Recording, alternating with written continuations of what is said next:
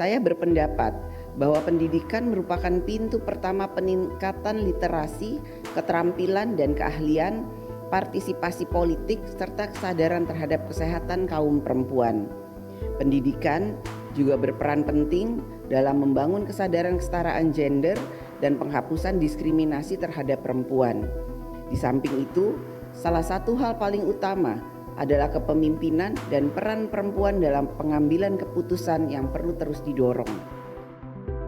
Dalam pidatonya di sesi keempat Forum Inklusi Sosial, Kesetaraan Gender dan Pemberdayaan Perempuan pada penyelenggaraan P20 di Gedung DPR RI Jakarta, Ketua DPR RI Dr. Honoris Causa Puan Maharani menegaskan partisipasi politik perempuan sangat penting sebagai perlindungan bagi para perempuan dari diskriminasi dan kekerasan, termasuk penyelundupan dan perdagangan orang. Karenanya, negara perlu membuka akses pendidikan dan pelatihan keterampilan yang mumpuni untuk mewujudkannya. Parlemen negara-negara G20 didorong untuk menghasilkan kebijakan publik yang berpihak pada kesetaraan gender. Badan Kerjasama Antar Parlemen atau BKSAP DPR RI menyebutkan untuk mendapatkan keputusan publik yang ramah gender, perempuan perlu dilibatkan secara utuh dalam setiap pengambilan keputusan. Kita kembali sebenarnya keterwakilan perempuan di parlemen itu kan bisa ditunjukkan atau dilihat dari seberapa besar sebenarnya output dari parlemen sendiri menciptakan kebijakan publik yang bisa mengarus utamakan gender gitu ya. Dalam hal ini saya pikir ini juga menjadi tantangan utama parlemen di seluruh dunia untuk melibatkan perempuan secara utuh di dalam setiap pengambilan keputusan publik. Karena perempuan yang berdaya itu membuat negara semakin kuat. Sementara itu, anggota BKSAP DPR RI Diah Roro Esti mengatakan, kesetaraan gender dan pemberdayaan perempuan dapat dimulai dari memberikan kesempatan dan perlakuan yang sama, baik untuk perempuan dan laki-laki melalui keberpihakan regulasi. Kesempatan yang sama dan juga treatment yang sama, Mbak. Karena kan kebanyakan negara juga menyatakan misalnya dari segi gaji kok beda gitu kan. Lalu kemudian dari segi days off-nya kurang fair gitu. Walaupun sekarang kan sedang dibahas juga di DPR gitu mengenai cuti kelahiran dan lain sebagainya, both for women and men gitu. Nah, ini terobosan-terobosan inilah yang kita butuhkan di negara Indonesia.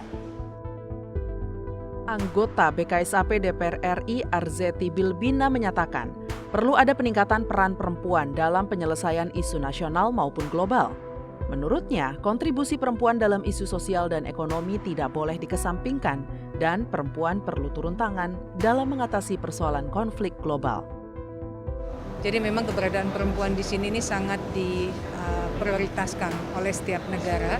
Karena memang permasalahan-permasalahan perempuan itu identiknya adalah yang bisa menyelesaikan adalah perempuan itu sendiri. Dan keberadaan perempuan di parlemen itu memang diharapkan untuk di setiap negara itu. Untuk Indonesia saat sekarang kalau posisi adalah 30% dan juga eksekutif, parliamentary juga semua adalah perempuan.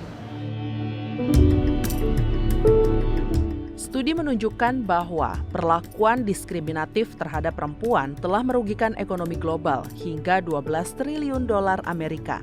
Hal tersebut menunjukkan bahwa perempuan memiliki potensi besar untuk mendorong pertumbuhan ekonomi di suatu negara.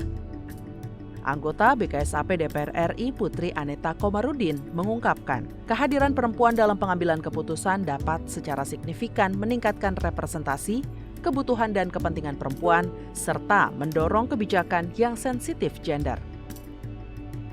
Perempuan masih sering dikaitkan dengan kendala dalam biaya ataupun modal ketika mau masuk ke ranah politik ataupun mencalonkan diri menjadi kandidat legislatif ataupun kepala daerah misalnya. Terus masih banyak masyarakat juga yang menganggap bahwa perempuan itu kapasitasnya tidak sebagus atau semumpuni kalau misalnya kandidat laki-laki yang mencalonkan diri.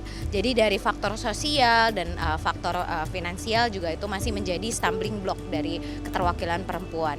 Tapi tentu harapannya dengan banyak keberpihakan yang sekarang ditunjukkan oleh pemerintah dan teman-teman di DPR juga melalui Kaukus Perempuan, kita di masing-masing komisi senantiasa mendorong kebijakan yang sensitif gender untuk anggaran, apalagi yang dipakai untuk meningkatkan kapasitas perempuan di berbagai sektor. Pemberdayaan ekonomi melalui penguatan UMKM perempuan merupakan salah satu upaya dalam mewujudkan kesetaraan gender. DPR RI dan pemerintah telah menunjukkan keberpihakan kepada perempuan melalui alokasi anggaran dengan memberikan modal kepada UMKM untuk meningkatkan kapasitas perempuan dalam menjalankan bisnis. P20 Summit telah melahirkan chair summary atau ringkasan pimpinan sidang untuk memberikan kesempatan yang sama bagi perempuan dan laki-laki, serta komitmen memberdayakan perempuan untuk menghasilkan tingkat kemakmuran dan pembangunan berkelanjutan untuk semua. Tim Liputan TVR Parlemen melaporkan.